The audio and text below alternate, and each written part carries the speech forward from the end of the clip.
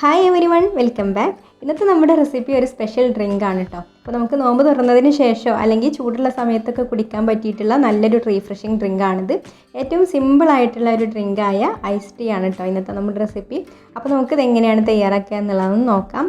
വീഡിയോയിലേക്ക് പോകുന്നതിന് മുമ്പ് നിങ്ങൾ ആദ്യമായിട്ടാണ് ഈ ചാനൽ കാണുന്നതെന്നുണ്ടെങ്കിൽ സബ്സ്ക്രൈബ് ചെയ്തിട്ടില്ലാത്തവരാണെങ്കിൽ ഒന്ന് സബ്സ്ക്രൈബും കൂടെ ചെയ്യണേ. അപ്പോൾ ആദ്യം തന്നെ നമുക്കിതിലേക്ക് വേണ്ടിയിട്ടുള്ള ചായ തയ്യാറാക്കാം. ഞാനിവിടെ 1 കപ്പ് വെള്ളമാണ് എടുത്തിട്ടുള്ളത്. അതൊരു പാത്രത്തിലേക്ക് ഒഴിച്ചു കൊടുത്തിട്ടുണ്ട്. ഇനി ഇതൊന്ന് തിളപ്പിച്ചെടുക്കാം. ഇപ്പോൾ വെള്ളം ഇവിടെ തിളച്ച് വന്നിട്ടുണ്ട് കേട്ടോ. ഇനി നമുക്കിതിലേക്ക് ചായപ്പൊടി ഇട്ട് കൊടുക്കണം. ചായപ്പൊടി ഓരോരുത്തരുടെയും കടുപ്പത്തിനനുസരിച്ച് ഇട്ട് കൊടുക്കാം.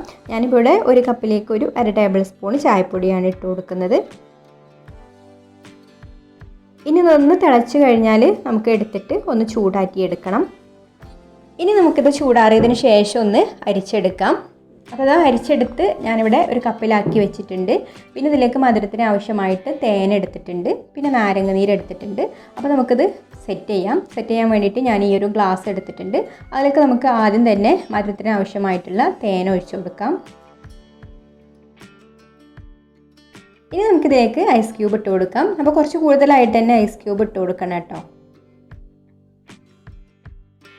ഇനി നമുക്കിതിലേക്ക് നാരങ്ങനീര് ഒഴിച്ചു കൊടുക്കാം. നാരങ്ങനീര് ഓരോരുത്തരുടെ ടേസ്റ്റിനനുസരിച്ച് ചേർക്കുക കേട്ടോ. ചിലർക്ക് പുളി കൂടുതൽ ഇഷ്ടമുണ്ടാവില്ല, അങ്ങനെയുള്ളവർ കുറച്ച് ഒഴിച്ചു കൊടുത്താൽ മതി.